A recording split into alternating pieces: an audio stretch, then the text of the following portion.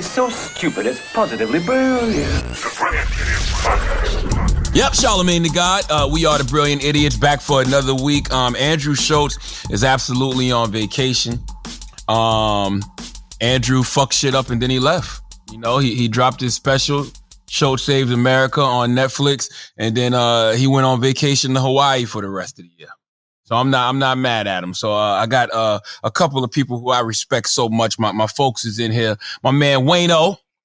What's good? What's good? What's up, Charlamagne? And Nyla is here. I can't see her. Can you hear Nyla? I can hear and see you. Okay. I can see Nyla too.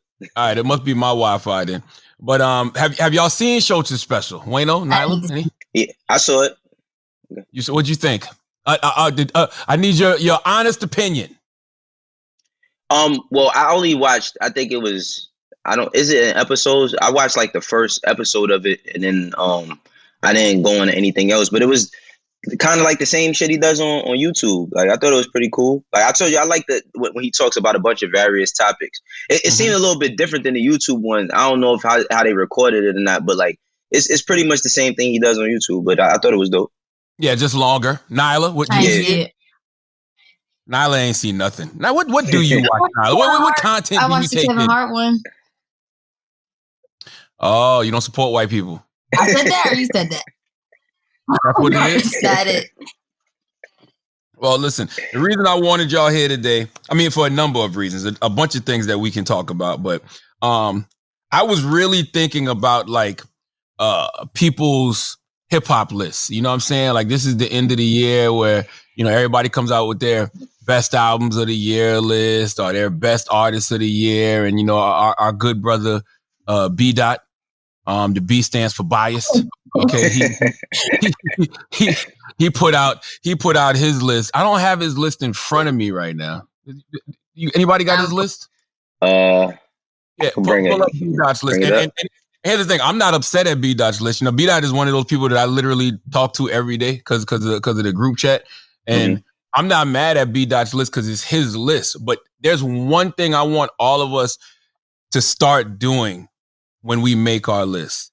Just say that this is our favorite albums of the year, or say that this is our favorite artists of the year. I think when you cast blanket statements and you say this is the best album of the year or this is the best artist of the year, that's where the problems come in.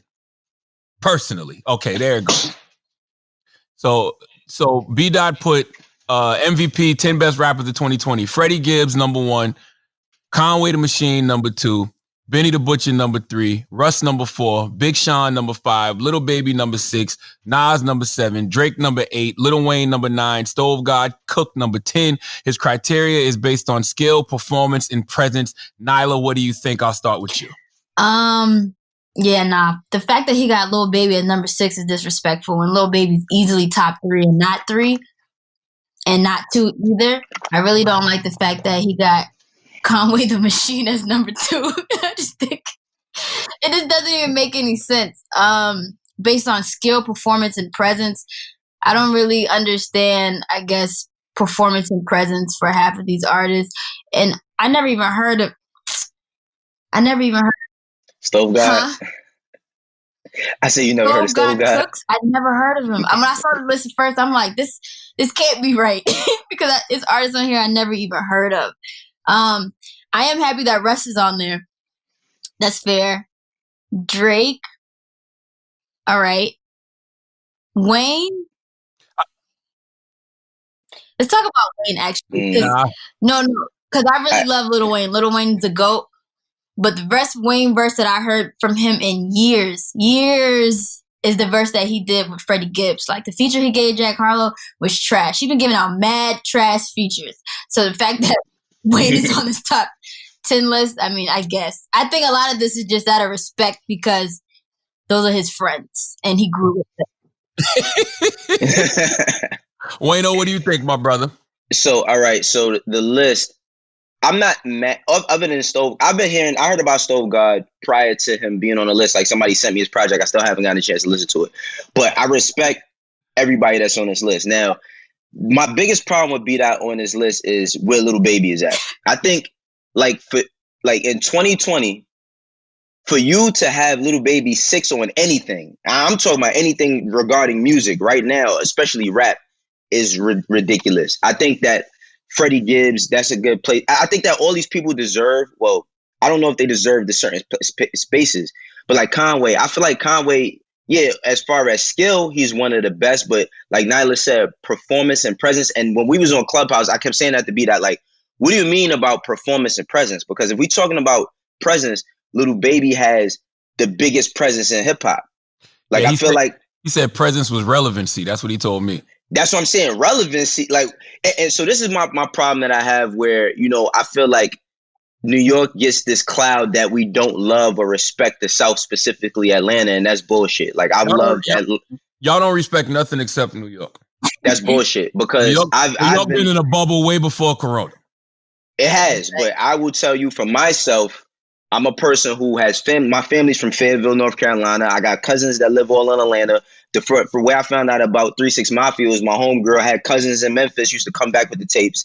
So when I see Lil Baby in a space like that, I'm like, nah, y'all niggas is bugging. I felt like Lil Baby should have been nominated for a Grammy only because that would make other people who are biased give him his respect as a rapper. Because he has the best rap album to me. I feel like he has the best rapping album because it covers everything. True.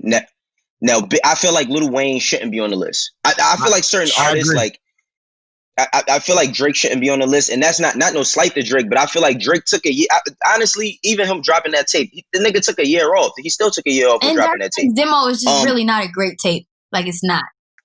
It's not, but I just feel like him. I feel like Nas shouldn't be. I feel like if we're gonna make these lists should be for what's current, which not just young. You know what I mean? Because I don't want to exclude the niggas that's older, but like it should be what's current across the board. And I feel like Freddie Gibbs should be on there. I even feel like Rush should be on there. I feel like Conway, yeah, because he dropped a great album, but it's Lil Durk should be on this list. Polo G should be on this list.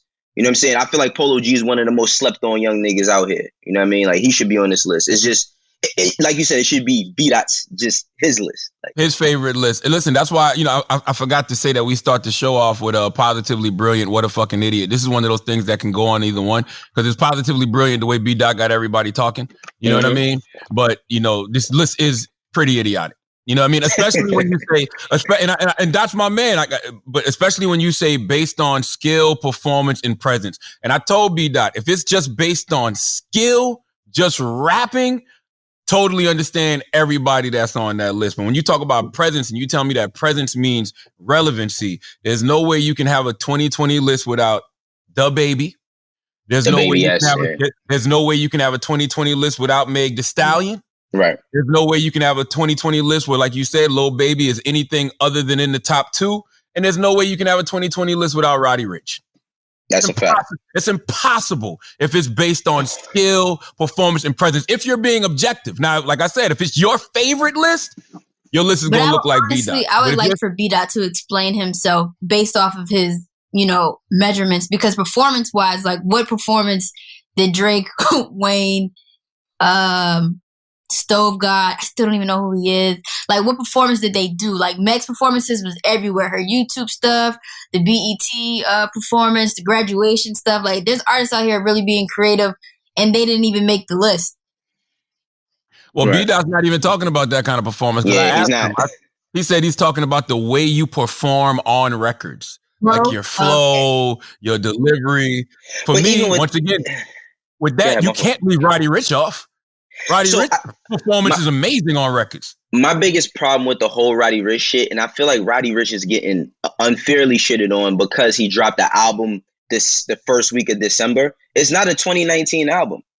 That shit is not a 20. He dropped his album. He dropped his album. The box was hot for months prior.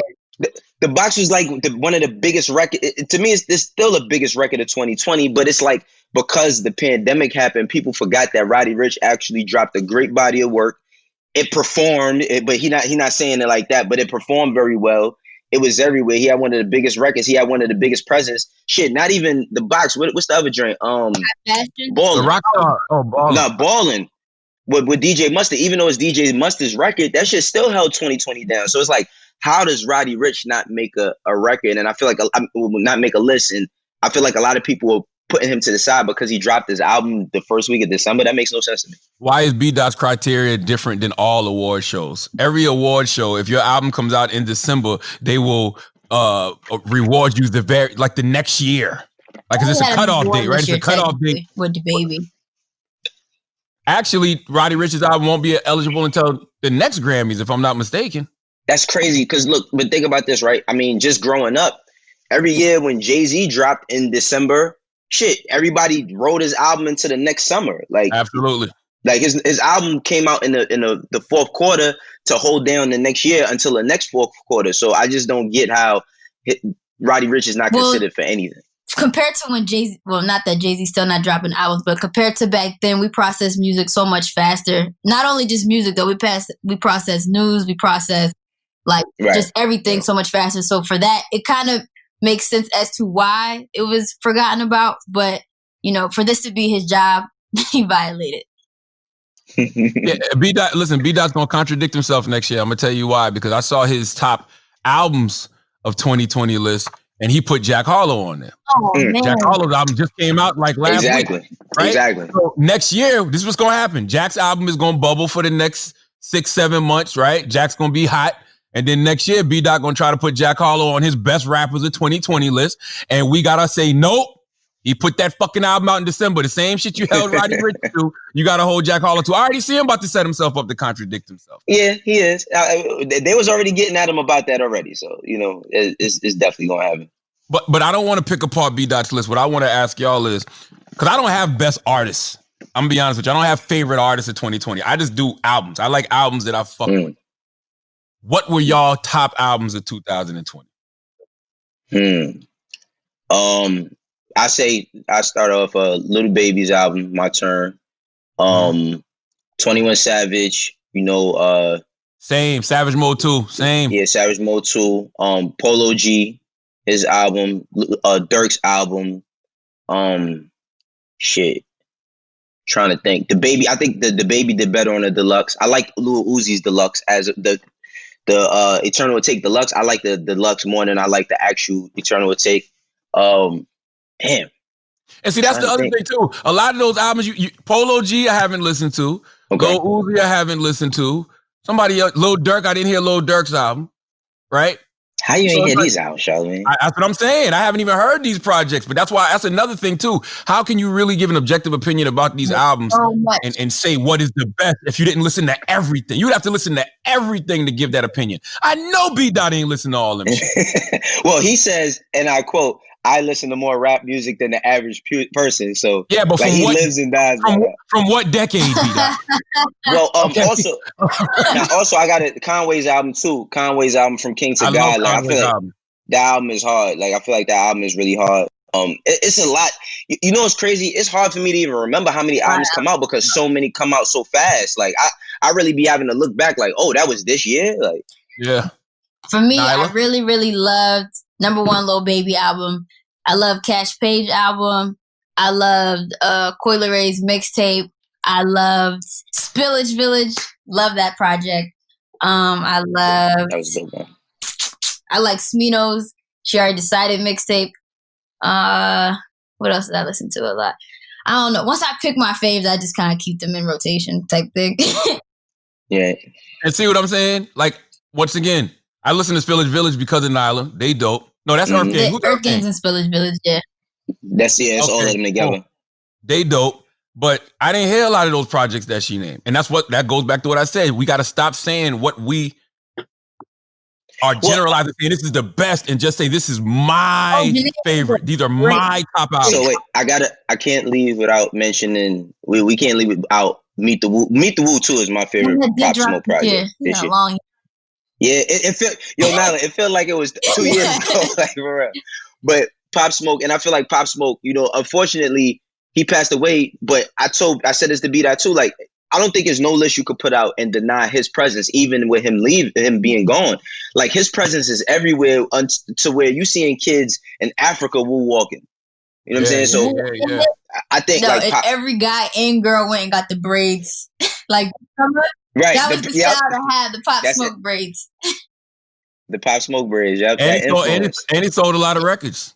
Yeah, Weeknd's album too. I think Weeknd's album is hard. And even aside from like selling records, just the fact that like he passed away and the controversy on his album artwork, like the fact that it was like a general population involved in the process of his album being done, like says a lot. Right. Does Pop Smoke is that album as successful if he doesn't tragically get killed? Is it still as successful as it was? I honestly don't think it is. I think, to me, he was my favorite new artist. I don't think it is. Of course, death brings more attention to whatever's going on. You know, King Von passed away and got 1 million followers the next week. You know what I'm saying? After he passed. Jadakiss said it the best. That rappers get better promotion. Get better promotion. But I don't think it performs the same way, but it is what it is, and I just can't negate the influence. And people might get at me for saying this, but I feel like for the kids in New York, that's this generation's Biggie. Yeah. I feel like the impact that he had, like the impact, Biggie died when I was like 13 going on 14. And that was everything to us in the parties, summertime cookouts, everything. And I feel like Pop Smoke's presence for these kids of today is the same as Biggie's was for me when I was a kid. I think album sales wise, maybe it wouldn't have been as successful, but for him, it just would have been like another pinnacle. Like he would have kept growing because he was definitely next to blow. Yeah, I mean, he was doing a lot of stuff. He's starring in that Eddie Hung movie, Charity. Yeah, like he was getting all the. Yeah, that Eddie Hung movie Boogie that's coming out. You know, Pop Smoke starred in that. I got a role in that too. That's the only reason I knew he was in it, because when I shot for it like a while ago, he was. What you role? You acting as Charlotte? Yeah, who you playing? Oh, you playing as the dude where the money resides? No, I don't want to give it away. I don't want to give it away. I'm not playing myself though. I tell you that the movie is about basketball. You a coach? If I'm not mistaken. Wait, no, Nyla, what can you see Charlamagne doing with basketball? I'm definitely not a player. I'm definitely not a player. But you could be you could get a little birdie roll off. You know what I mean? Drug dealer supporting. I could definitely get a birdie roll off. I would love to do something like that. But I think Pop Smoke might have still had success though. I think because he had that presence. You know what I'm saying? He had like a real star presence, and he already had the biggest market in the country behind him, which is New York. You know what I mean? And I think New York has been waiting for a champion that they can get behind. You know what I mean? Like they haven't had that in a while. Like Cardi might have been the last one. Probably Nicki before her, but let's be real. They don't get behind women the way they get behind men. They don't. But New York, I feel like New York ain't get behind him neither. And I feel like Boogie was a champion for us, but I feel like as far as the city, they didn't get behind him the way he should. Like, you know, it wasn't a movement. Pop Smoke got a movement. You know what I mean? That whole Wu thing and it's a movement. I don't know. I was new to New York when A Boogie had got hot, and I felt like it was forced on me. Like I didn't have a choice but to like A Boogie, because they just kept playing the records. And even at events, like A Boogie would show up, he would bring his whole hood. It felt like a movement to me, but it wasn't really, I say, as impactful as Pop Smoke, because like I said, people was trying to dress like Pop, talk like Pop, do everything. He had the full effects. It's actually Woo Wednesday right now too. You know, really. That's what the meme kids call it. Every Wednesday they call it Woo Wednesday. So they post a bunch of memes of Pop Smoke.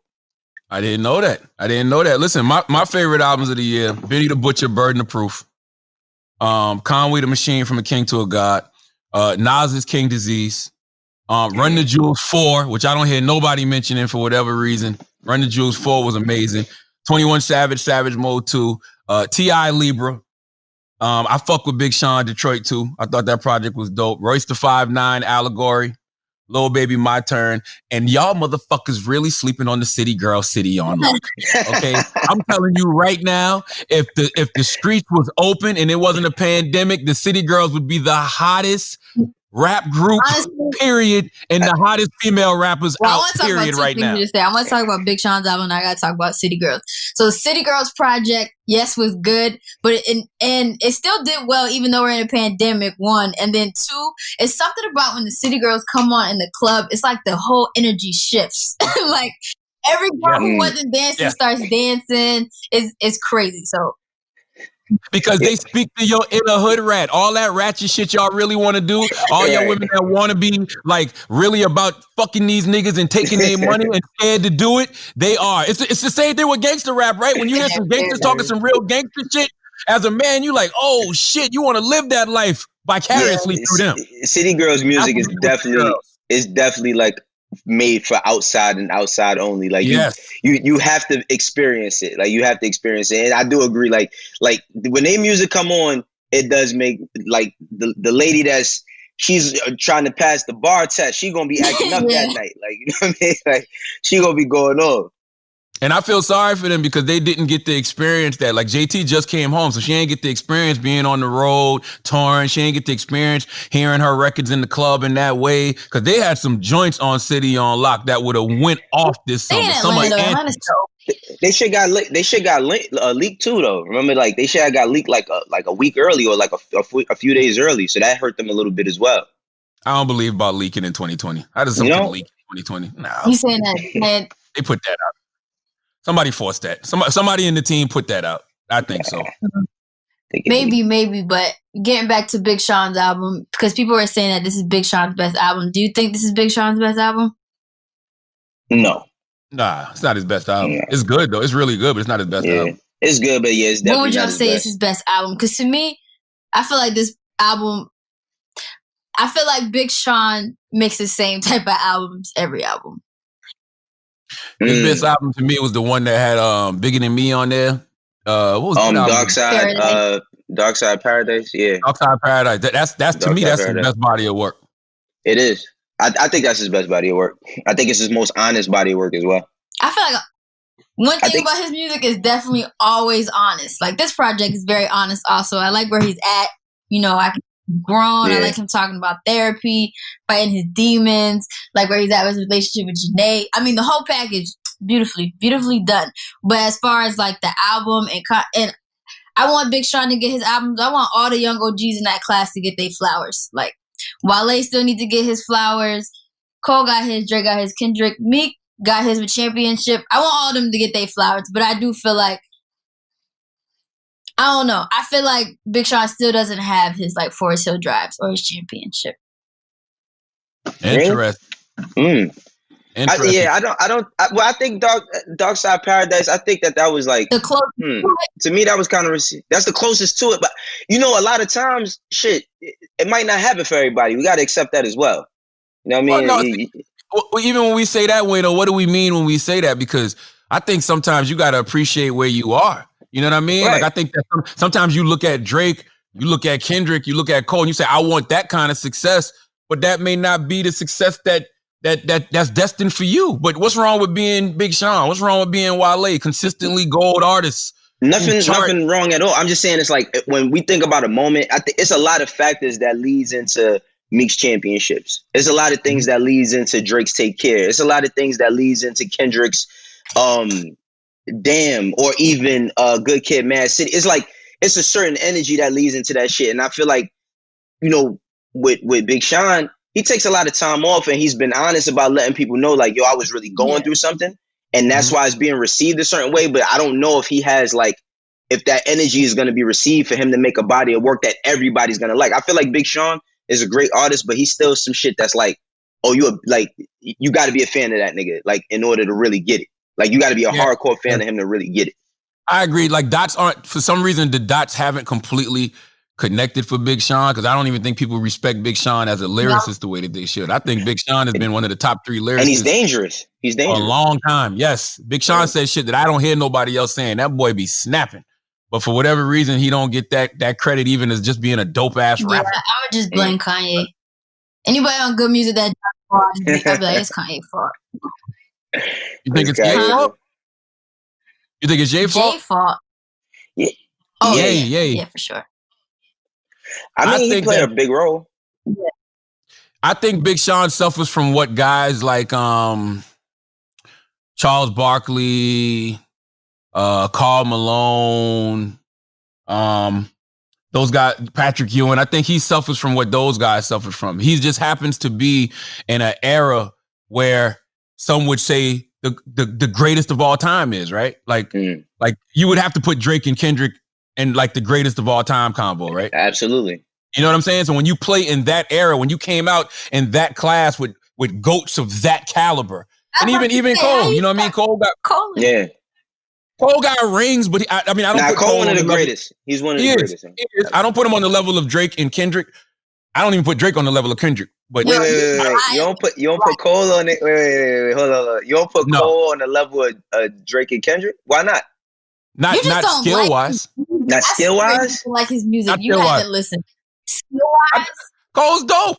Nah, Cole can rap. Cole is amazing. I just think listen, and I'm not saying anything. I'm not taking anything away from him. He's a Hall of Fame all-star. All I'm simply saying is it's a difference between what a Kendrick does and what everybody else does to me. But guess what? Some people may say that about Drake. Some people might put Drake the way I hold Kendrick and say everybody else is after him. But my point with saying that is those two guys are such goats that they make everybody else look almost normal.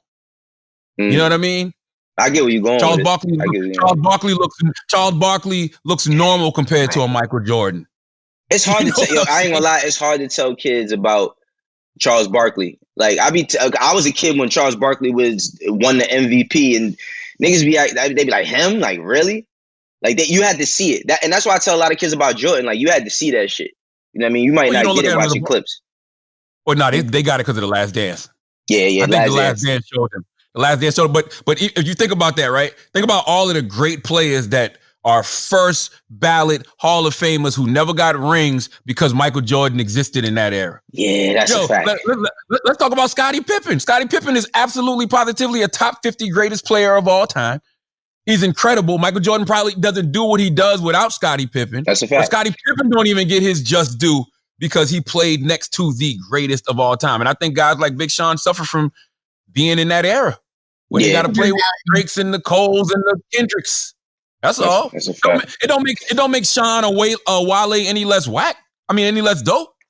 They're dope. They're not whack at all. Yeah, Wale, like what Nyla said, like Wale is so special, and I feel like a lot of times him being so passionate comes off sometimes as arrogance. It also comes off as him being a dickhead or an asshole, and that's not the case. I feel like he's just very passionate because he's like the nigga that wasn't one of the lottery draft. He was a lottery draft pick in rap, but like he's not projected to be as good as he really is. I think niggas sleep on his skill a lot, yo. It's disgusting. Like Wale is one. I think he's one of the best. He dropped the EP this year too. That was tough. And it was right on time. Mm-hmm. It was on point about like the police brutality we were going through. Like the shit was fire. I love Wale, and not because I'm from the DMV. Like the nigga is just genuinely great. And you got to salute Wale because Wale ain't even from this class. Wale's actually from the class ahead of them. Wale's from the Lupe Fiasco, Kid Cudi. Nah, he's from the Drake class. You remember? He's from the Drake class. Yeah. He is. You remember it was for GQ Man of the Year, Drizzy, Cudi, and me. Like all on the washing machine. Mm-hmm. Yeah. He's from that class. Yeah, you're right. Drake just, you know what I mean? Drake, that nigga went out this atmosphere with it, but he's from that class for sure. All right, guys, we're going to take a break for a second, pay some bills, man. 'Tis the season to have a hard dick, just like every other season, okay? And there's a way to guarantee that, and that's with Blue Chew.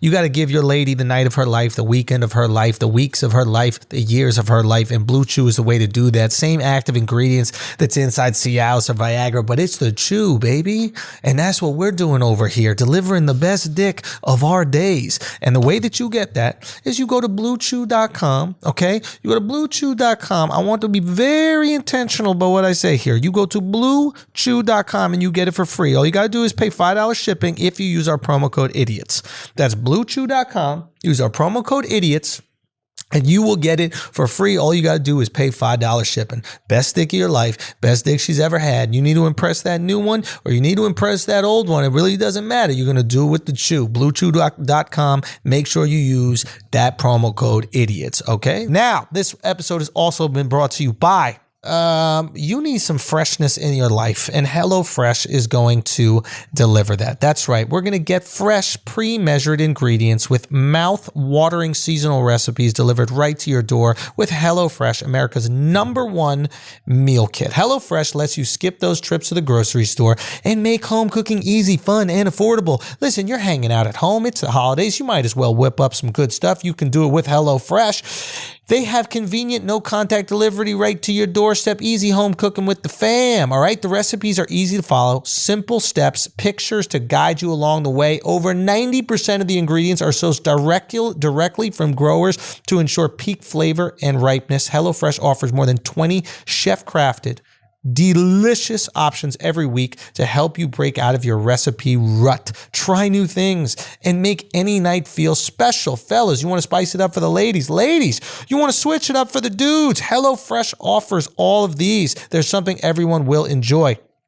Skip those grocery store lines, okay? You are reducing your food waste by at least 25% when you're using HelloFresh. They deliver the pre-portioned ingredients so you're not overbuying, which is a burden on the planet. So this is great for the planet. It's great for you. Everybody loves it. What you're going to do is go to HelloFresh.com/idiots80, okay?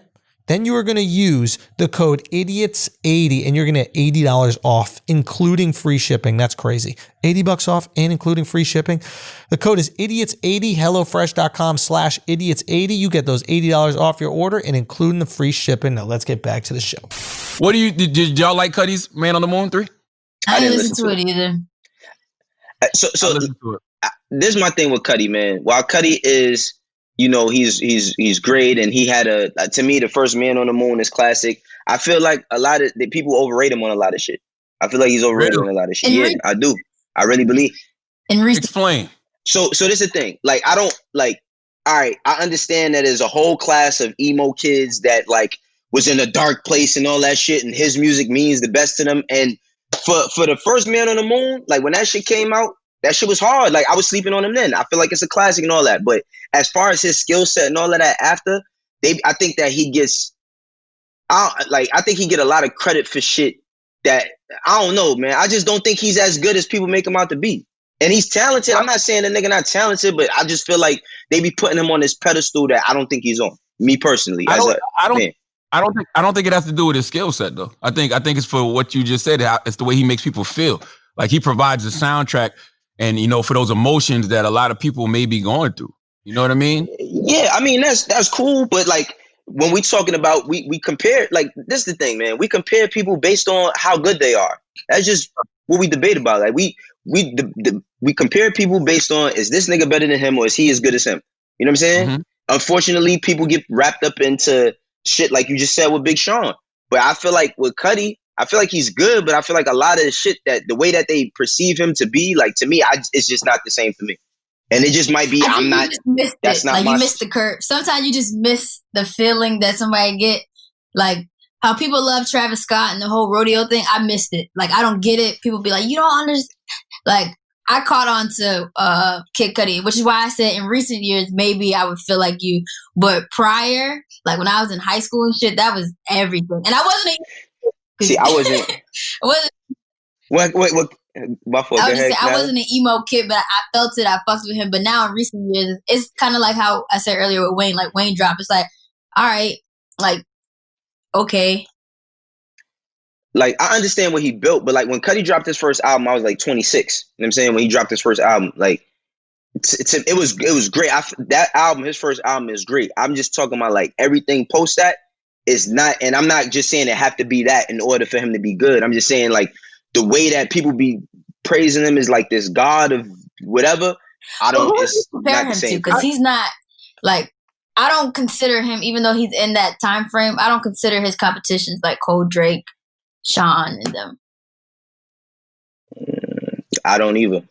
I mean, that's the thing, though. I don't think you compare Cudi to nobody. Like, I understand what Wayno's saying, but I don't think people look at Cudi and hold him in that high regard because of his skill set. I really think it's because of what he talks about, what's the content of his music, and the way he makes people feel. You know what I mean? Like, when somebody gives you that soundtrack to whatever it is you may be going through, man, you love them in a different way. Like, Mary J. Blige not the greatest singer in the world, but man, she provided the soundtrack for Heartbreak. That's a fact. So that's a fact. That's a fact. I did. I was riding the Man on the Moon too, and I've been kind of depressed the past couple of days too. So when I was listening to Man on the Moon 2 yesterday, I was loving it. That beautiful trip, the shit, the tequila shots. I'm a tequila drinker. I had some tequila last night. The shit he got on there called Damaged. I like this. I like the vibe of it. All right, so show because that makes a difference too. That makes one hell. That makes a difference. I was sober. All right, so I was look. So all right, around this time when Cudi dropped his first album, I was totally against that whole, like, I didn't understand traumas and depression. I didn't understand that shit. It's like, you be depressed. And I come from the era of you depressed. Nigga, get over that shit. Like, you know what I'm saying? Like, we all do. Yeah. Right? So, like, I was kind of against a lot of that moping, sad shit. So, a lot of the music doesn't affect me the same way. Now, even I've been depressed, and like the shit I be depressed over, I'm gonna listen to Jeezy before I listen to Jeezy has gotten me through some tough times. You feel me? Like Jeezy got my man is in the feds, and I'm doing whatever I can to put a couple dollars on his books. That's my depression, how I've dealt with it. So I get where Cudi comes from, but how it's delivered for me is not the same. I'm actually not mad at that statement at all. There's different types of ways that people want to go about handling things. I feel like, Charlamagne's very evolved, when it comes to like spirituality and things like that. So he don't mind putting on a Cudi and connecting. Whereas I feel like the average black man is going to do the same thing. He going to put on Jeezy. They're going to put on Benny. They're going to put on, things that they can relate to. Not everybody can relate to Cudi. Right. Nah, listen, I fuck with all of that. Like, I do it the same way, but sometimes you want somebody to tap into your exact emotions. Mm-hmm. Like when Kid Cudi's rapping about, I feel like I'm trapped in my head right now. Like, that is exactly the emotion that you may be going through. And I think he taps into that. So dives into it. It's like more of a facing it, where other artists is more of a just making you feel better, like keep it pushing. But I do think that I think Cudi's one of those people who don't get his flowers the way he should. I think he does from the general public. No, he does. The general, he does from the general public. They love him. Like I know. You mean in the game, like in media and all that shit? In the media, like he should be on that 3-headed monster, right? When you talk about Cole. I mean, Kendrick, he was at one point, but you got to remember, like, so when we talk about Cole, Kendrick, and Drake, think about the consistency in their runs. I think that, just saying. Kanye. You said who? Cudi, Sean, Tiana. Yeah. But remember Cudi at that time too, he also was very vocal about his problems that he was facing with drugs and all of that. Why he wasn't so focused on music and just depression. So like, I ain't knocking him at all. I think that the nigga's one of the most talented dudes to ever do it. But at the same time, I think that it goes into the run you have. Because end of the day, bro, niggas just want music. Now we start getting into people's lives and all that, but we really just want the music. So it's like when we say, all right, he did this one and it's spaced out in between there, then he does another one. A 3 hot album every 10-year average ain't, you know what I'm saying? I'm with you. That's why I give Kendrick all the props in the world, because Kendrick don't give a fuck what y'all talking about. Kendrick don't give a fuck. Kendrick ain't one of these guys that's giving y'all songs every week. He's not trying to be in the news. He don't got his publicist working overtime to leak stories. None of that. Kendrick is just giving y'all these albums, and that's it. But every time he never dropped something that make niggas say, "Oh nah, I ain't like." To me, Kendrick. Every album that he's dropped has done something. Like, you remember that time. Every time that he's put out an album, you remember exactly where you were, where you heard it, how it was affecting people at the shows, how it was affected in the media. Like, every time. I mean, he's 4 for 4 if you ask me. He's 4 for 4, and The Pimp a Butterfly is the second best album of the last decade. And the first was My Beautiful Dark Twisted Fantasy by Kanye. You said it's wait, hold on. Wait. You said To Pimp a Butterfly is the second best album of the decade? The last decade, from 2010 to 2020. 100%. The second best album? The second best album of the last decade. I'm not giving Pimp that a Butterfly is incredible. It is incredible. And when people go back now and listen to it, like, he literally re-sparked, because, Wayno, you're not as old as me, but you come from that era. You remember when there was socially conscious black music, right? Absolutely. Like Fight the Power by Public Enemy, Absolutely. all of that type of stuff like that. Kendrick brought that back into the mainstream, I think. I think Kendrick, and I think a few songs off Watch the Throne album. I feel like I agree. The thing is that I just feel like Damn has a more of a, how can I say? I feel like Damn delivers it a little bit better. Like everything that you just said, he just delivers it a different way than To Pimp a Butterfly. I feel like when he did To Pimp a Butterfly, a lot of people wasn't ready for it. That's why it's not received as how you said it.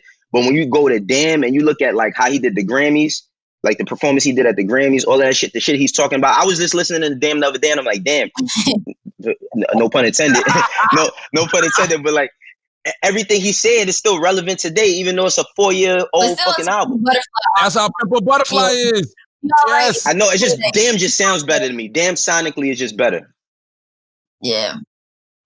Listen, right now, today, We Gonna Be All Right could be the song of the year. Absolutely. Because we gotta have optimism, right? Like every time some bullshit happens, We Gonna Be All Right, we'll try.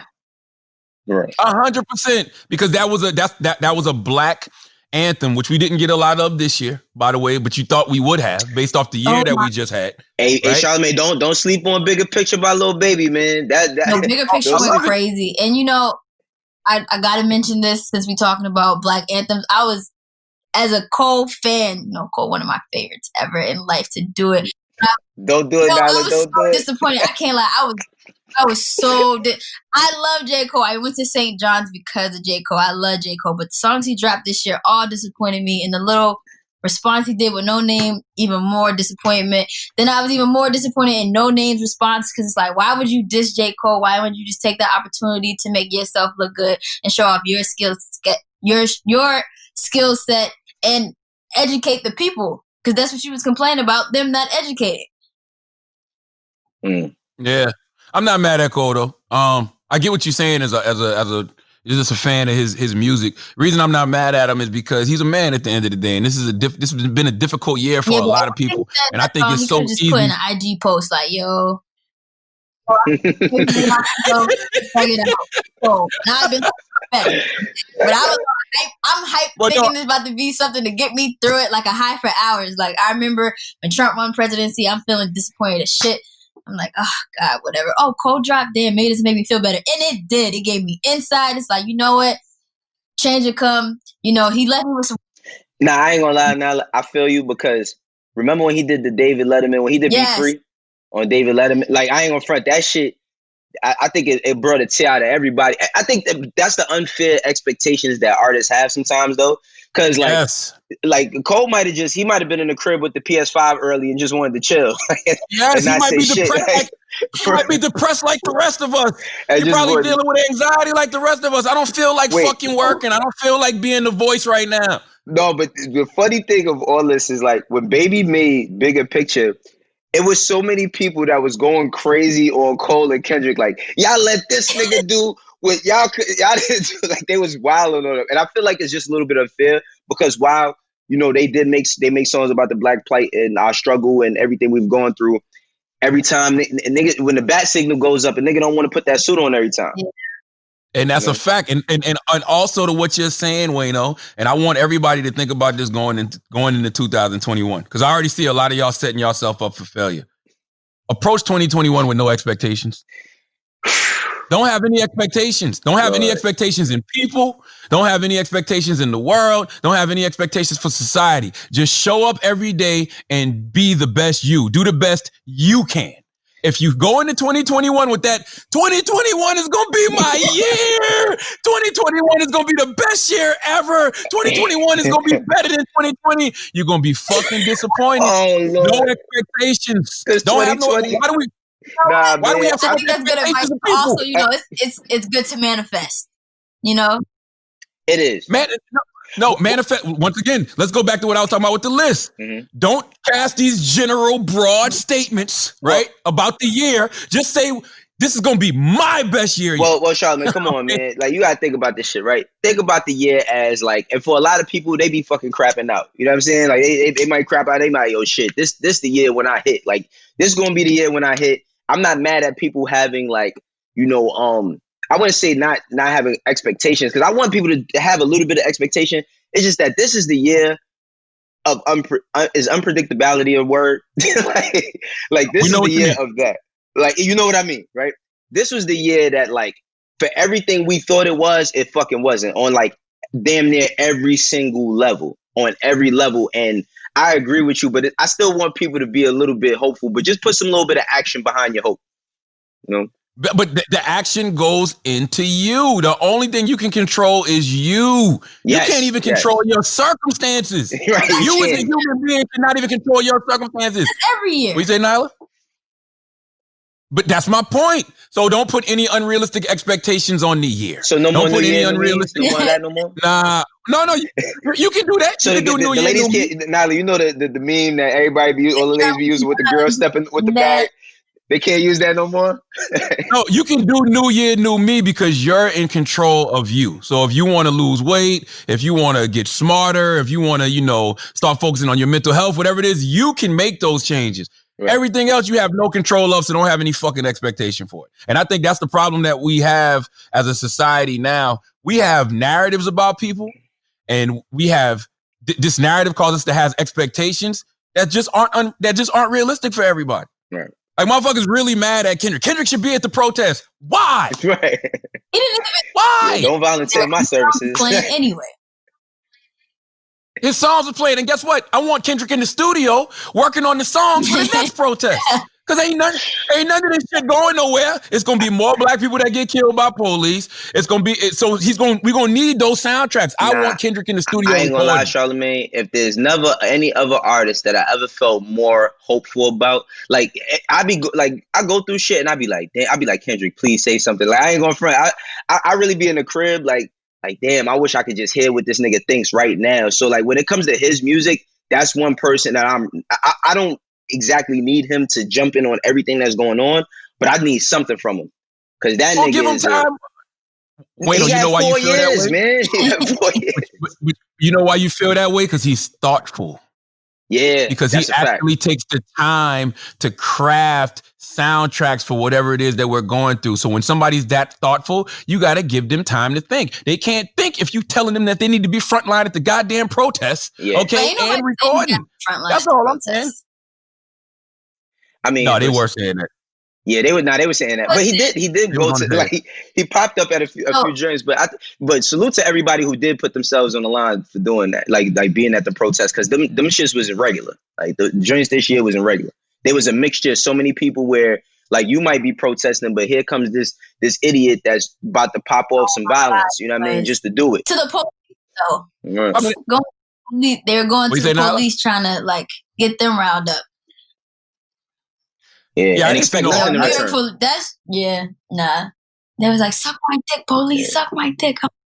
Yeah, please keep walking. It's okay. But yeah, I mean, go ahead. I was gonna change the subject. Oh, I was gonna say, are you looking forward to Drake's new project? No. I forgot about you. Wait. Why not? For all the same reasons that for all the same reasons we love Kendrick. Kendrick makes us wait. Kendrick gives us something to look forward to. Kendrick, takes his time. So if he wouldn't have dropped Dark Lanes, you would be interested in this Loverboy tape? I just don't know what Drake has given us so much music that I don't know if he has another gear. You know what I'm saying? Like we know Kendrick has another gear. He shows us that with every project. Drake has given us so much. I don't know if he has another gear, so therefore I'm not looking forward to anything. I'm looking forward to it. I just don't know. That's the thing I'm going into with no expectation, because I feel like Certified Lover Boy, knowing Drake, it makes you think like, oh, this nigga's coming on some crooning sweet shit the whole album, and I don't expect that from him. I also don't expect him to be making like introspective shit. I'm really looking for him to just rap. I don't know if he has another gear, but I'm just really looking for him to rap. I think that he's his best when he just could fucking rap. When he does them 4 a.m. wherever the fuck he's at. When he does that, like if he could keep that space for 10 songs, and I don't think that puts him in a different conversation enough. And that's just from a fan of Drake. That's what I would want from him. Let me ask y'all a question. Are we still in the Drake era? Or is radio such a prehistoric form of medium? Is radio such a prehistoric form of media that it hasn't changed the temperature to what's actually going on out here in these streets? We in the little baby era. definitely a little baby, but I do think that people that really still love Drake the same way they still really love the Migos. Because though I think I'm over it, I don't know if it's because I hear it all the time because of the field I'm in, but what field are you in, Nyla? Radio.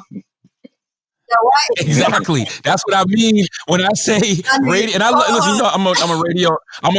I'm just saying I'm a radio guy. Nyla's a radio girl. All I'm simply saying is radio, and we have these conversations all the time. They haven't caught up to what's actually going on in the street yet. Right. So they still haven't changed the temperature. So it still feels like we're in a Drake era. I don't think we're in a Drake era. I don't think we've been in a Drake era for the past 2-3 years. And that's why I was gonna ask, like y'all said earlier, like the list, Wayno, I think you said like Nas shouldn't even be on there. It's like, are we gonna get to the point where like the Drakes, the Meeks, the Coles, they shouldn't even be on there, and we focus on, you know, the new class, the Little Babies, the Lil Durks, like you were saying. I think now is just a little bit harder for like before. I feel like the radio is what really complimented young up and coming artists. So it's like, you know, now I feel like once an artist gets to a certain place, they don't kind of play like NBA YoungBoy should be on the radio. Yes, I mean, like, 100%. Like NBA Young 100%. His shit, and I'm talking about like his shit should be in rotation. You know what I mean? Like 100%. His shit should be in rotation. Like, I mean, Little Baby, he has like, I mean, he's reached a new peak. You know what I mean? I think that these artists have forced radio to jump into what they're doing. And by the time radio gets it, it's kind of late. That's why like DSPs is such a big thing.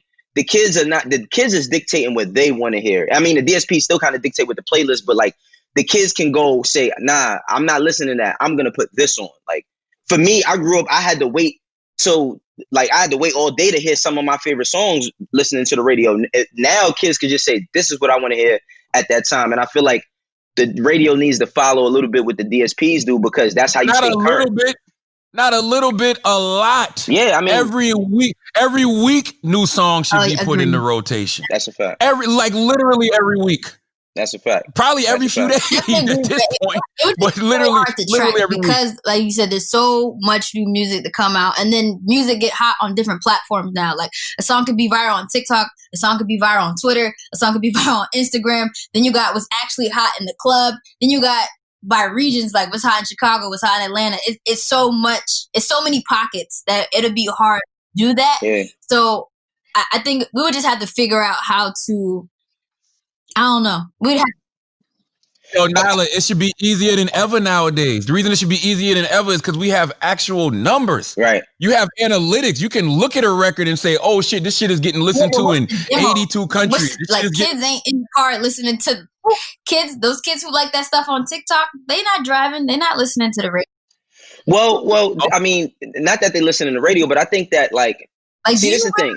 Hear in what business, your kids think is hot. You really want to hear Baby Shark do like that shit?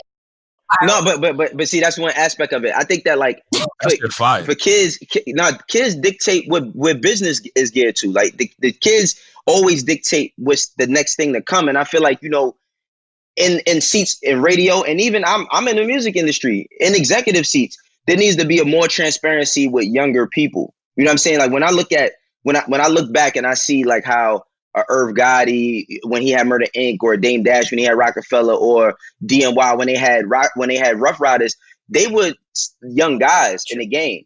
I feel like there's not enough people champion, or people feel like you got to reach this certain level for them to not get out their seat but put you in a seat under them. There's too much, like there's not enough mentorship. There's not enough bringing up. You know what I mean? Like for me, I'm about to be 38 years old next week, and in my career, I've always had people who've brung me up. Like I've known Charlamagne shit 10 years now. Like he brought me up before it was a Brilliant Idiots. I did a year-end wrap up on Power 105 with him, and I didn't know shit about media. He just was like, yo, come do this with me. 10 years later, I'm a person in media. So if I don't get that experience when I'm 28, I might not be in the seat I'm at 38. You know what I'm saying? So I think it needs to be just a little bit more, you know, while I climb the ladder, I'm bringing you up. So my question, I guess, would be like, as they bringing us up, because there's only so much room, where are they going to go? No, it's mad. It's wild bread. Niggas don't want to come up off that bread. It's mad bread. Like, you got to start making. Well, my focus, Charlamagne, because I got something I want to add to that. But go ahead. No, I just want to. I just think like there's all of these seats, right, or all of these positions that were made 50 years ago, and it's still the same seats, and it's still. You got to start making new positions. You got to start coming up with shit because Nyla. I met you going to the radio station, right? I knew that you DJ, but not only are you DJ, you curate your own playlist. You know what I'm saying? Like you do interviews. Are you just a DJ? No, you're not just a DJ. You know what I'm saying? Like for me, I do media, but I'm also a music executive at a major label. There's not one name for that. Like it's just two different. Nah, we gotta start coming up with new shit. We gotta start coming up with new shit. I'm like, yo. Yeah, Breakfast Club not going nowhere. Angie not going nowhere. Clue not going nowhere. All right, let me think. Nobody's using their Instagram. Hey, do y'all mind if every Wednesday I do an interview on y'all Instagram Live? Okay, cool. And that's how I got on. So definitely got to create your own job. But I guess I'm saying, man, as far as like, I think what you're saying about the mentorship thing is right. I think I've been blessed in it because I got people like Charlotte, like Angie, like Thea. But a lot of people don't even have that access to even get through the door. Right. Yeah, I mean, everything y'all saying is absolutely correct, right? Because I'm a person that believes there are no gatekeepers anymore because there are no gates, right? But there are still gatekeepers. You know what I mean? But the problem with the gatekeepers is the gatekeepers aren't letting the right people in because the gatekeepers don't even know what the qualifications are to be inside. You know what I'm saying? The gatekeepers are still using old blueprints and they're still using old metrics. So when these new people come in that should absolutely be on the inside and absolutely be the new gatekeeper standing there right alongside of you, you're still looking down on them because of your old perception of how shit yes, but then there's also a lot of new gatekeepers that ain't even valid in any way, just out here just. But how do you get valid, Nyla? You don't get valid till you get the experience.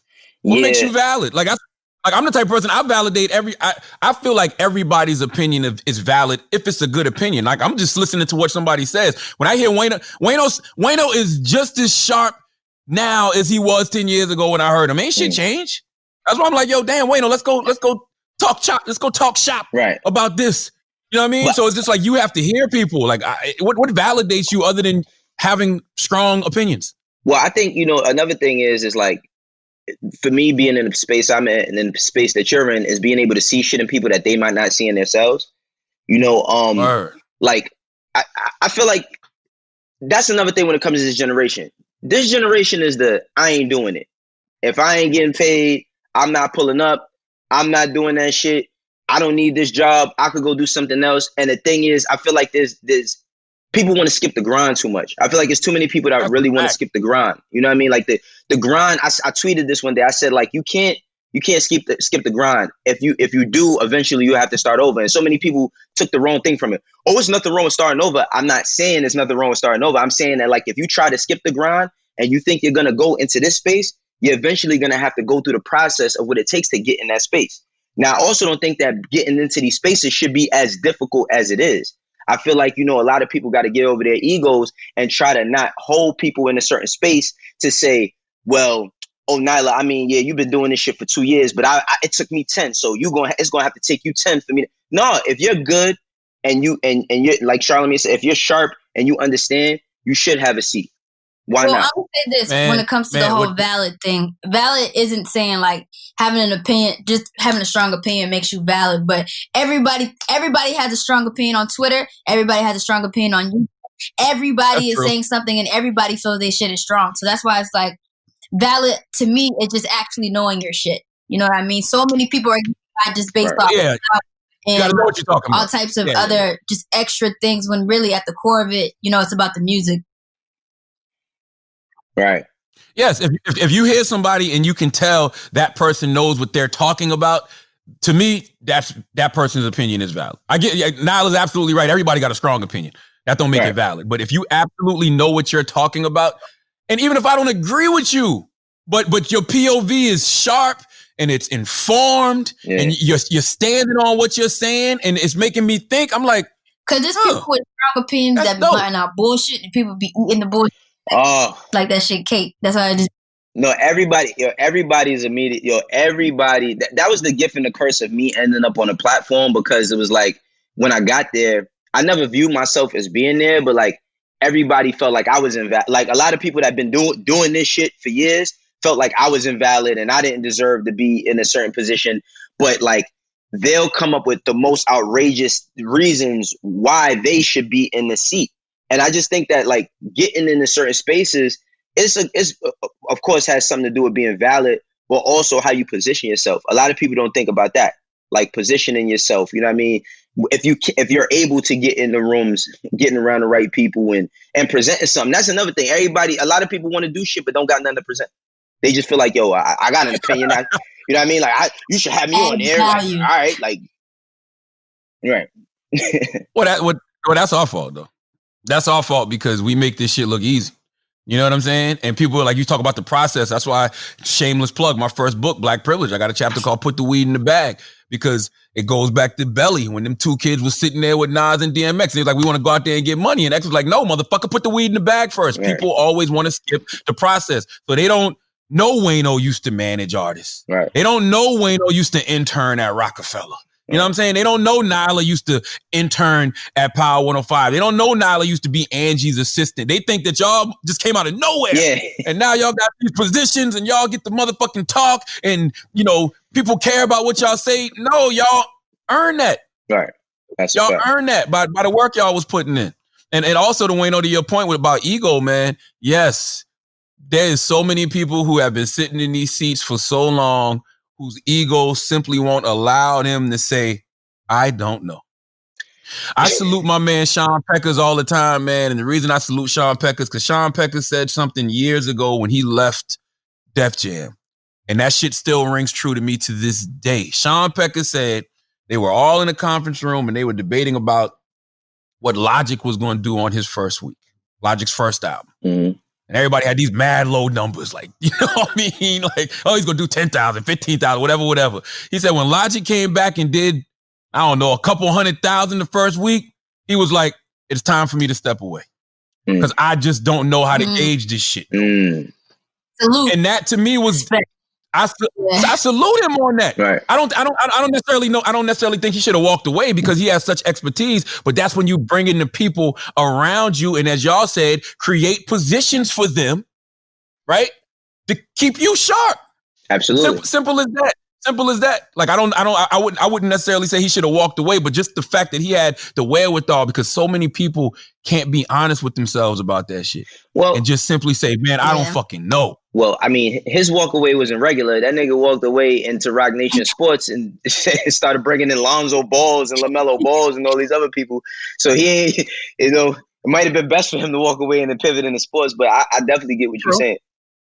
That's all I'm saying. It's just like, yo, you got to let go of your ego and just know when you don't know anymore. And I think it's so many people in these positions of power in various industries, radio, the record industry, they just don't know. And they're afraid to say they don't know. Yeah.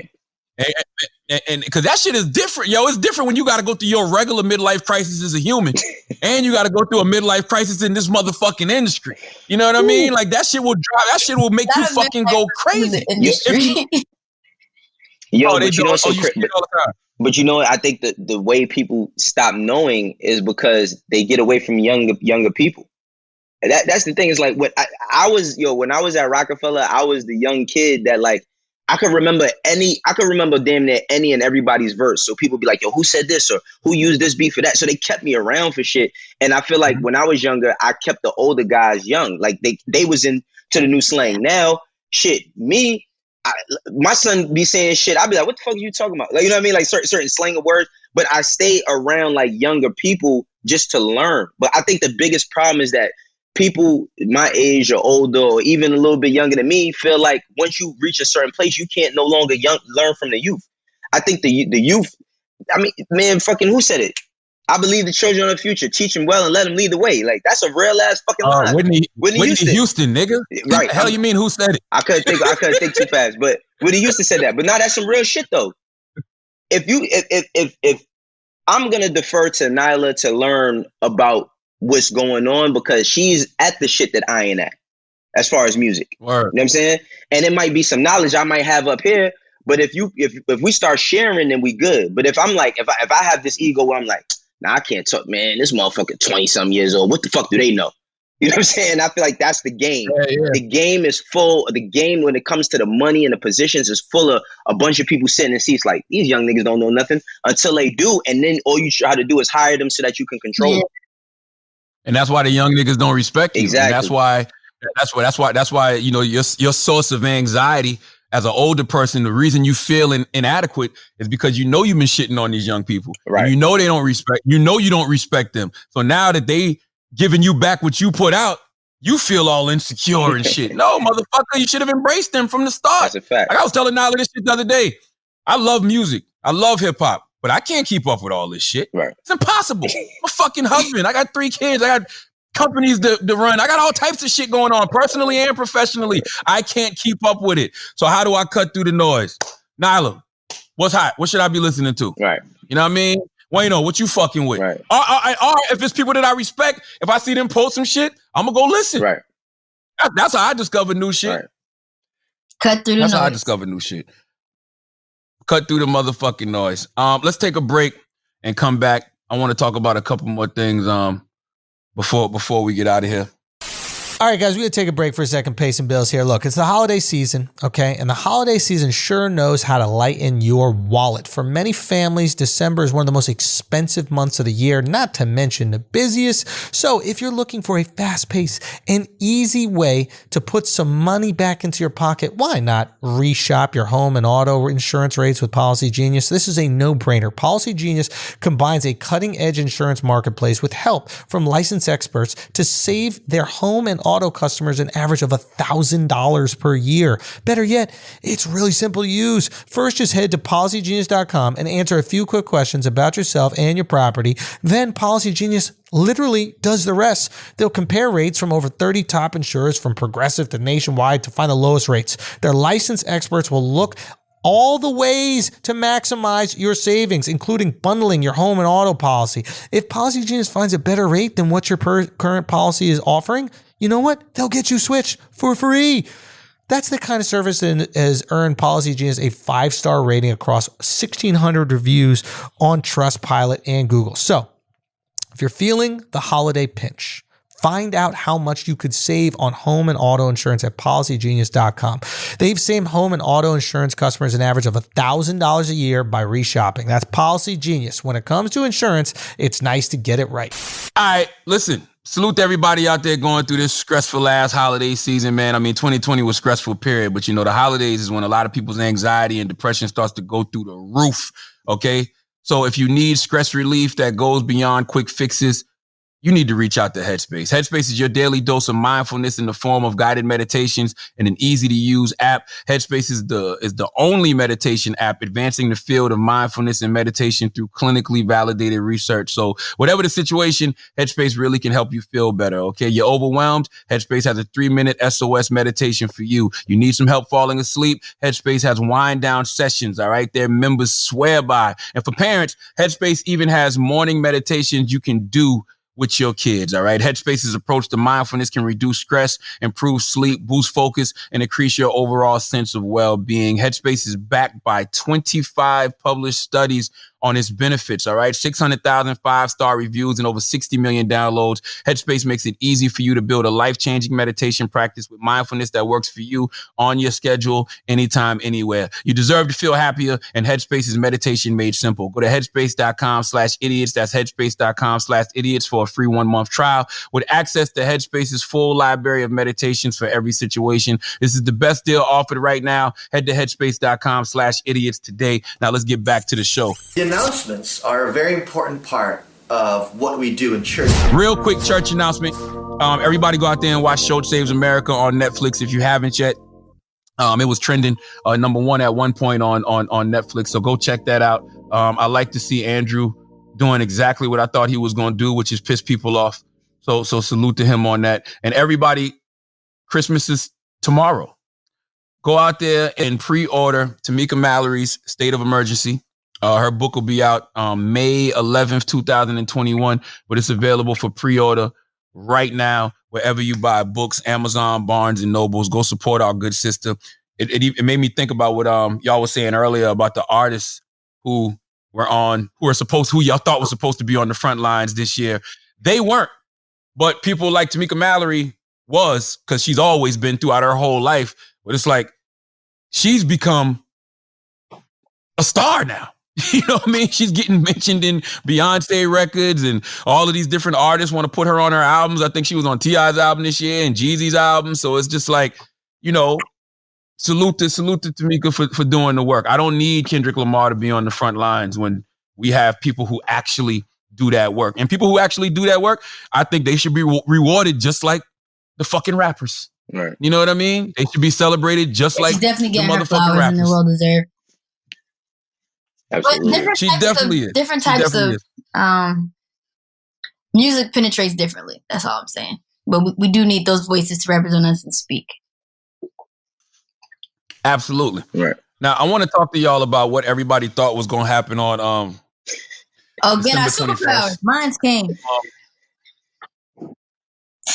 Oh, Lord. Yo. Listen, I love Black people.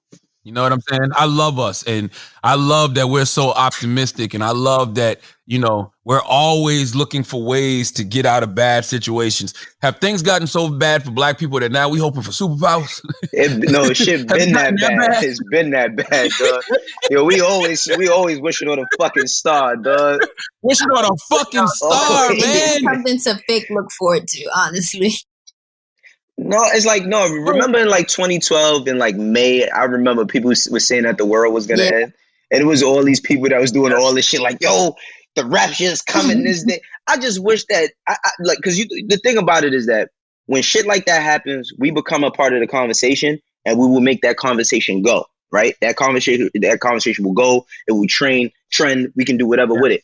I just wish that we would do it for other shit. You know what I'm saying? Just for other shit. That's all.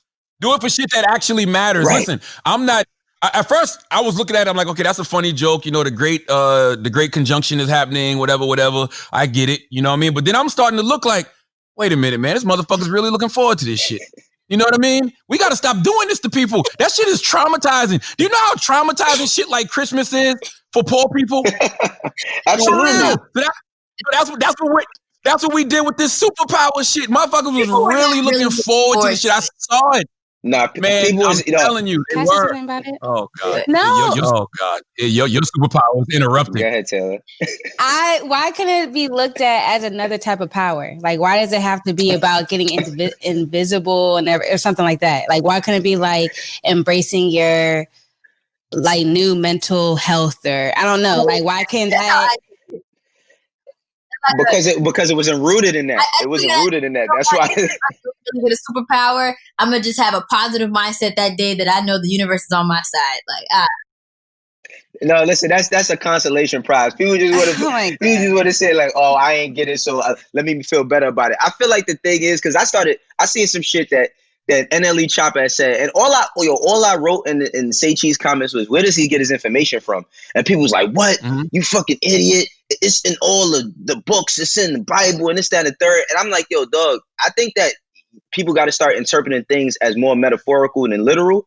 Because if we believe everything that was literal, then we would already be living in a superhero world based on the shit that people said years ago. I just think a lot of people had great imaginations and were good at writing and making some shit up to say, this is how you interpret it. Don't take this shit as literal, because every time something like this happens, people out there like, damn, it's people that really thought they was going to get superpowers. I promise. Yes. I don't think to Nyla's point, you don't need Jupiter to twerk on Saturn or whatever the fuck it was in order to feel like you can change your mindset.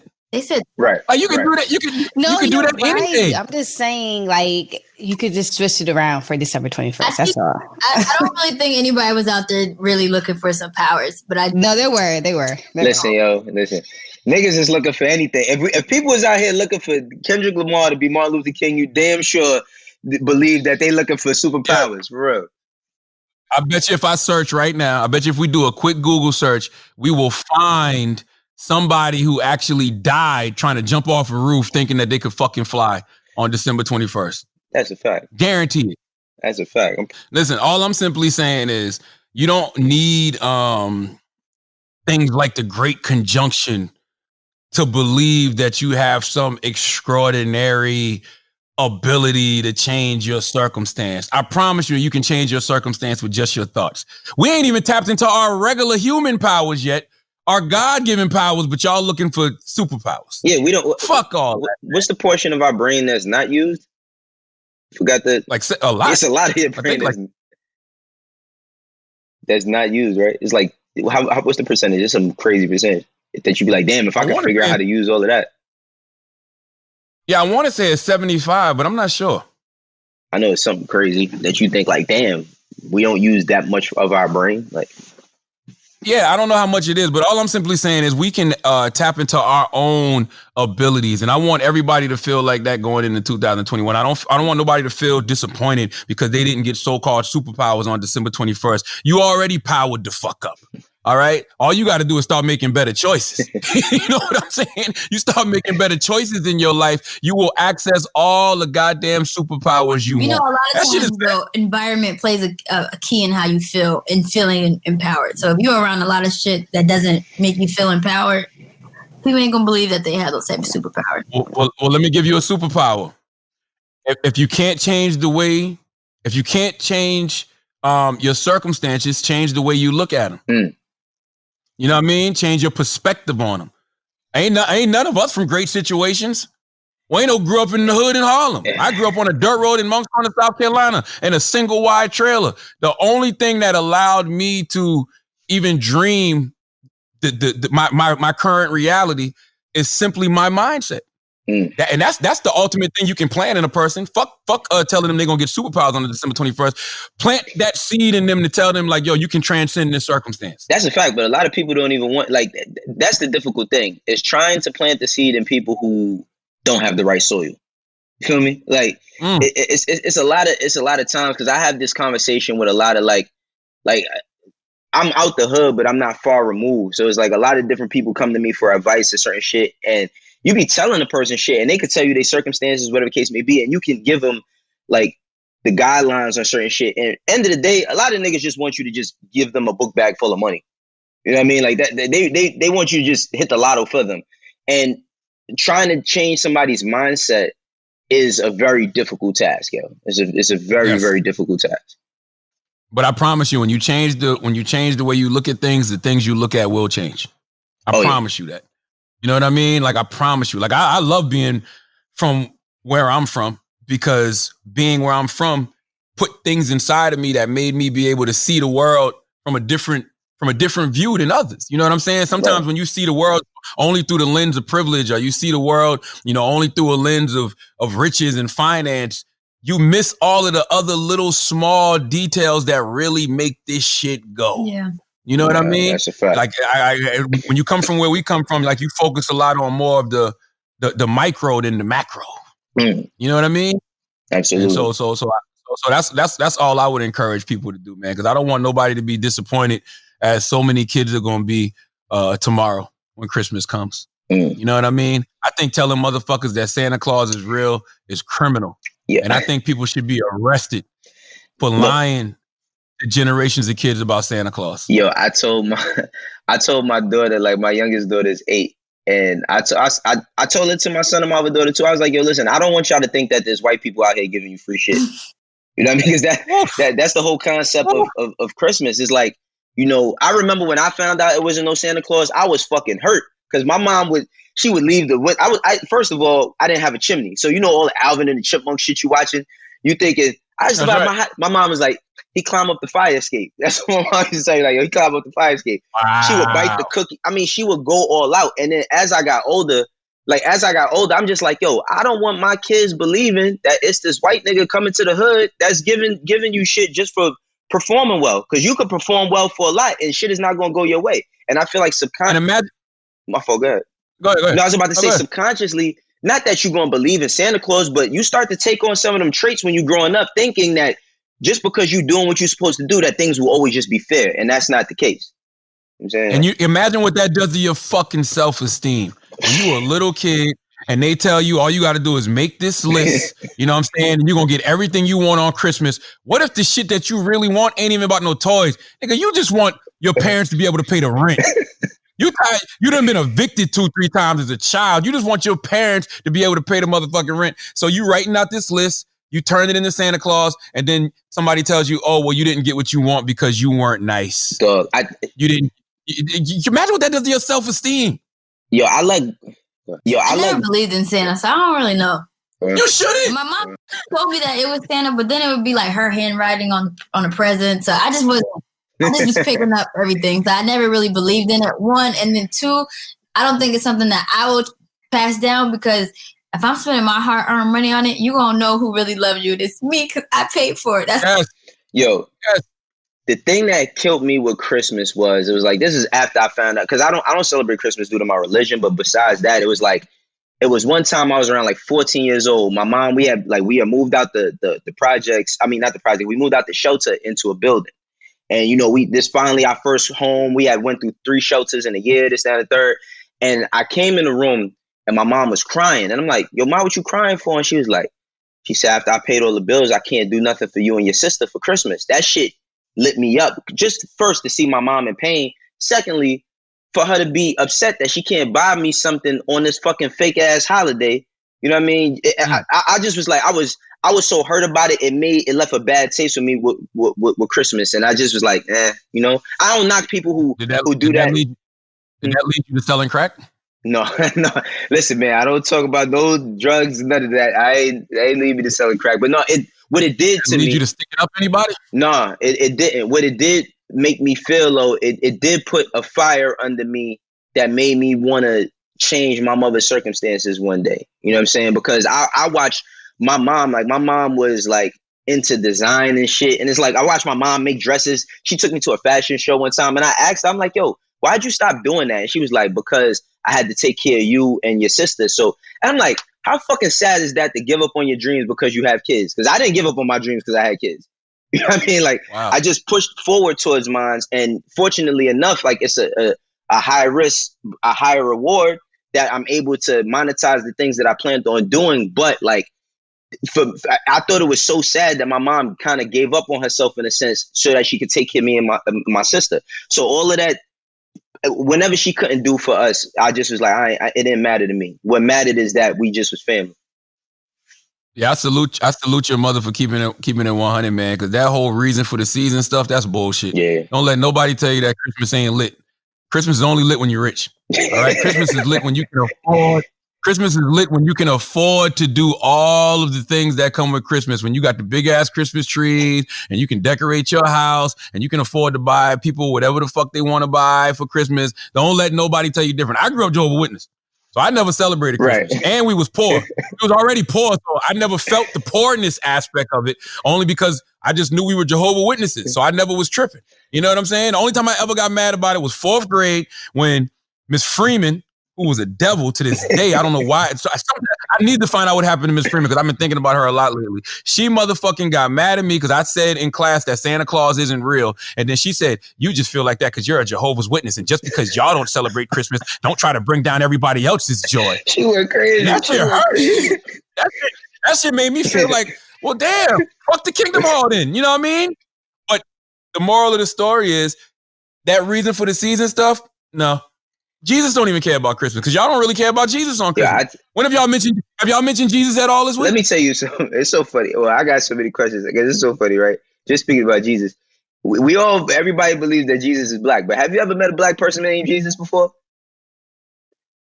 I've never met a black person named Jesus in my entire life. Not once. Or a white person named Jesus. I've never met a white person. Might have been Latino. Or black. That's what I'm saying. The only person I've ever met named might have been Latino. But beyond that, I was going to say, yo, when Christmas comes, Ari and fucking Moneybag Yo, Jada and Lil Baby, Quavo and Sweetie gonna have a lot of people in their feelings because a lot of people gonna be thinking that that's how they should be, not knowing that these niggas is rich beyond belief. Nigga, Quavo got Sweetie a Bentley. I saw that this morning, and then yesterday I saw Quavo got himself a Maybach truck. Then the other day, I saw Sweetie buy herself a private jet. Oh, yeah. That's Merry motherfucking Christmas. Okay? All that shit. If a motherfucker got to tell you, that, hey, man, it's not about that. It's about the reason for the season. they need to keep it real with you like Wayno's mom did and just tell you straight up, like, look, we just can't afford to do it. Yeah, listen, you just couldn't do it. That's just the truth to the matter. That's just the fucking truth to the matter. I think that's it. Unless is there anything else y'all want to discuss? Not really. We tackled a lot today. Y'all taking the vaccine? I got to know a few niggas that get it. I got to know some niggas that get it and watch them over 6 months before I do it. I don't know. I got to do it. I can't just jump into the fire yet, man. Because I never took no I never took no flu shot and none of that in my life. Not saying that's not cool. One but I just right? Yeah, I got the chickenpox when I was a kid. You only get that once though. But it's like when there's not one white. My fault, guy. Every white doctor I know since September has told me, don't take the COVID-19 vaccine until I promise you. Until I be feeling like this is conspiracy theory shit. I promise you. No, they didn't say don't take it. They just said just don't take it until like next summer or something. Don't take the one that comes out in the fall and the one that gets made available to the public in March or April. They was telling, like, when I first got my first COVID test, when we came back in the city, because we had to go into the studio that day when I announced the Black Effect, like we had to do a COVID test. And the guy that gave me the COVID test, he was a doctor. He was like, if the vaccine comes out this fall, don't even think about messing with it till next summer. So them shits my doctor. I was about to say them shits is like the first batch of PlayStation 5s. Like don't buy the first batch because they got bugs in them. I worked the bugs out. Last Friday, I'm not gonna say the doctor's name because this is one of my doctors, and I don't know if I'm even supposed to be revealing this. She shaves my corns, right? Because I got a corn on my right pinky toe, and so like every 6 months, I got to go get a shot in it and get it shaved off because I don't want to have the surgery, not for a corn. I just rather go get it shaved. So I went and got it shaved last week, and she said the same thing. She said, Lenard, you're not going to get that vaccine, are you? I said, well, no, it's not available till like March or April. She said, nope, don't even get it then. She said, wait till the summer or wait till next fall. She said, they called me. She's a doctor. She was like, they called me to come get it. And I told them, nah, I'm going to wait. So I'm listening to the white doctors. Did you see that lady that took it and passed out? I did. And they said that wasn't because of the vaccine. The hell it wasn't. Well, yeah, what was it? What was it then? I don't know. That's what I'm saying. If it wasn't the vaccine. And then I was reading about that. They were saying like that's one of the side effects of some vaccines. Vaccines do that to people at times. I'm like, I've never heard that in my life. I've never heard somebody say they took a vaccine and they fainted. Biden. You know? He said what? I don't know, man. He might. I don't know, man. Did he? We don't know. Oh, I saw this. You saw this? Where it was like the vaccine was the syringe was empty. Yeah, it's just like. But you know what? You know why I said did Biden take it? Because remember that shit when Obama was in Flint and he faked like he sipped the water. Did you see that? Oh, that was fucked up. Yeah. I remember that. Yeah, I remember that. Exactly. Like, I don't know, man. I don't trust none of these niggas, man. I need to see somebody I know that take the shit and they don't grow an extra arm or something. Listen, the way I look at it is like this. They said they need 70% of the population to take it in order for, it to be effective. It's more than enough white people. 70% is more than enough white people. Go ahead. Knock yourself out, white folks. Go out there, take it, tell us how it is. We'll be over here fine, doing our Dr. Sebi stuff, wearing our mask, washing our hands, making sure our immune system is strong. Go out there and do your thing. I agree. That's what I say about it. Honestly, Atlanta and Florida are thriving just fine. That's what it looked like to me. Nyla, you just left there, right? Yeah. I've been in Atlanta a few times too. I ain't go out. Good times too. I ain't go out. Mask out there. I had a mask. They like, you don't need that. I'm like going to studio. I'm like, oh, I don't. Okay. I'm going around. Yo, fine. Regular life. They was taking your temperature, though, right? I went to a few places in Atlanta, and they like to sit down and eat. They just take your temperature. That was it. I would still wear my mask though. Now I hope you still was wearing your mask. I did wear my mask. No, you didn't. Yeah. She fried, yeah. Cause you got to look at it like sex. You wouldn't just take a nigga's word if he's like, yo, I'm clean. You know what I mean? No, nobody had a mask on. Nobody anywhere. Except for like certain stores in the mall, like in Lenox, they was like, can you put it up? So it'd be like, all right. But like walking around, nobody had a mask on. And you went to what? Lenox? Yeah, I went to Lenox. To the shooting range? No, but Nyla, you know what's so crazy about Lenox though? When you was walking through there, right? Because every time I go there, I be in there by myself. It's mad police in there. A lot. It's a lot of police. Somebody told me that the violence is happening in those malls because a lot of the other malls stores got shut down. So therefore, everybody is coming to those 2 malls in Atlanta. Like, you know, it never used to be like that. There was a mall where certain people used to go to, and now that those stores are closed, everybody has to come to these 2 particular malls. I think it's Lenox and I forgot the other one, but they say that's what's causing like a lot of the problems. But it was jam packed, and the lines was dumb. Yo, Louis had the line. Like, the Louis line be crazy. I don't get it. That's the only thing I like about all this. You got to get on the line to go to fucking Champ Sports. Like, who wants to do that? Like, in Atlanta? I don't want to go nowhere if I don't got to. Yeah. Shit, I ain't been in a mall in years, and I don't plan to because I don't spend my money on silly shit like that. Plus, I get mad free shit, so it's like whatever. Question. So for the new year, you know, or for Christmas, you know, I would like a gift, and the gift that I'm asking is for I want a good finance book.